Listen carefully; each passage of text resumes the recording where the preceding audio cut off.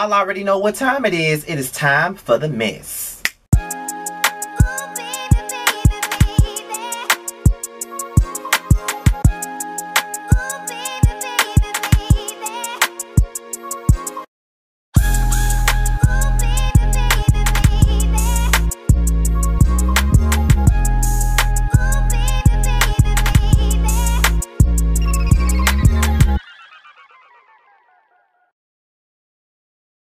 What's going on, you guys? It's me, your boy Scotty. We're here for another episode of Yassss for the Mess. We're here to talk about Tory Lanez and Megan Thee Stallion yet again. So before we get into the mess, just know that yes, I'm late to the mess as usual, but being that a nigga got a full-time job, I'm going to forever and always be late to the mess, child. Trust and believe me on that. But let's get into the mess. So I have an article here from USA Today because I know that there's a lot of articles about this damn shit. Tory Lanez broke his silence on the whole little situation between him and Megan Thee Stallion late last night.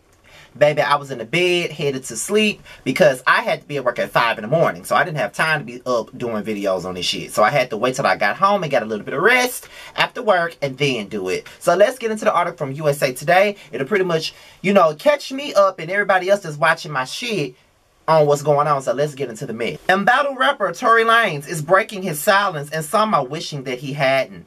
1 month after rapper Megan Thee Stallion accused him of shooting her in July, the Canadian rapper shared his side of the story on an album called Daystar.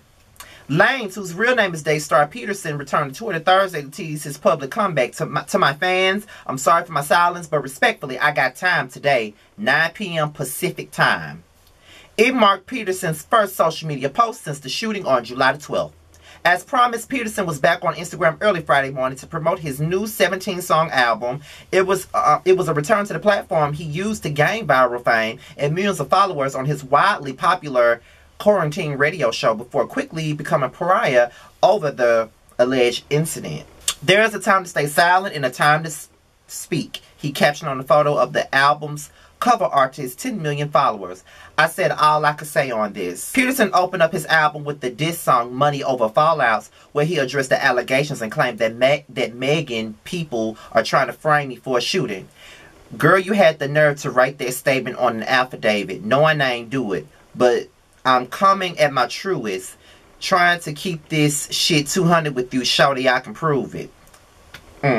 And the track, Peterson repeatedly alludes to a relationship with Megan, whose given name is Megan Pete. I love you hard. I'm still down to renegotiate the unity. My heart is some foolery. Claimed that Pete tried to ruin him with her accusations. Look at how you doing me. People trying to ruin me. And what's even worse is that I'm still thinking about you and me. I see a couple of questions. How the fuck you get shot in the foot? Don't hit no bones or tendons. I guess that's a child. Don't listen. How the fuck your team is trying to pay me in some whole millions? I just lost like $10 million because this cold business. I got like 10 million followers that's gonna roll with me. Peterson was met with almost immediate backlash for attempting to capitalize on the assault of a black woman with a diss track, an album. Instead of publicly apologizing, the rapper appeared to play victim and brag about his social status.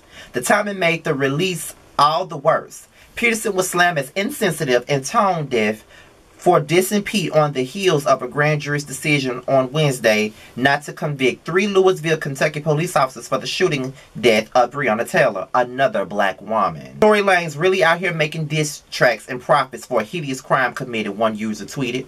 Another user added, Tory Lanez thought it was best to release an album to capitalize off of negative press and justify his version of events for shooting an unarmed black woman. All this in the wake of yesterday's decision by the grand jury to not charge Breonna Taylor's killers. Peterson was arrested on a concealed weapons charge in the Hollywood Hills after the shooting, LAPD Officer Jeff Lee told the Associated Press. The Talk To Me rapper is currently out on bond after posting $35,000 bail on July 12th, according to the Los Angeles Sheriff Department's Inmate Information Center. He's due in court on a felony charge in October. Peterson's account of events differs from Pete's. She previously called out Peterson for lying about what happened. Yes, this nigga Tory shot me, she said on an Instagram live post. You shot me. And you got your publicists and your people going to these blogs lying. So stop lying. Why lie? I don't understand. According to Pete, Peterson shot her in both of her feet following an argument in the vehicle. She denied claims that she provoked him or that argument stemmed over Kylie Jenner. Jenner made a surprise appearance in Megan and Cardi B's video for WAP. I didn't tell the police what happened immediately right there because I didn't want him to die. because I didn't want to die. I didn't want the police to shoot me because there is a nigga with a gun in the car. Pete said, referring to recent instances of police brutality that led to the emergence of the Black Lives Matter movement. The Savage rapper briefly shared graphic Instagram photos of her gunshot wound. And that is the article from US Today in regards to the Megan Thee Stallion Tory Lanez shooting situation. And this is what I have to say on the matter. Tory is just digging himself a bigger ditch as he continues to go along. Okay, now first of all, you allegedly shot this woman in her foot. Then you release an album to basically diss the same woman that was a victim of gun violence when we just found out that the people that killed Breonna Taylor isn't going to be arrested for shooting a black woman. So now you're getting dragged and all of this other stuff, and rightfully so. I mean, at the end of the day, like, you really are sitting up here trying to...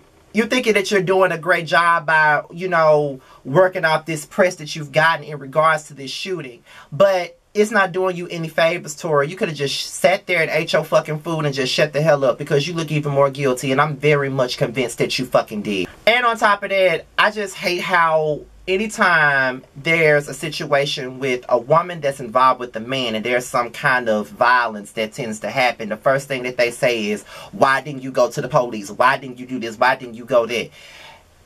As if people that are in situations like that with men that they fucking love don't go to the police department when they're in a violent situation. A lot of people that's been in violent instances with men that they are in a relationship with, they don't go to the damn police department because of love or because they don't want this person to get in trouble. I just feel like that is the same question that constantly gets asked, and I feel like it's redundant and stupid as fuck to try to discredit somebody's story. Until we get some real evidence that he did not do it, I'm still going to believe that he did do it. And if there's some evidence out there that exonerates him, that says that he didn't do it, then I'll be stood corrected. But until then, I believe that he fucking did it, and I think that it's sick that people are really trying to sit up here and question her story. It's just crazy to me. This woman, from the moment she sat up there and said that he did it and owned that he did it and owned that she didn't go to the police department about it, you know what I mean? It's just like at the end of it all, everybody wanted to say that she was lying right off the gate. Like, it was just really ridiculous. Like, I just feel like it's crazy to me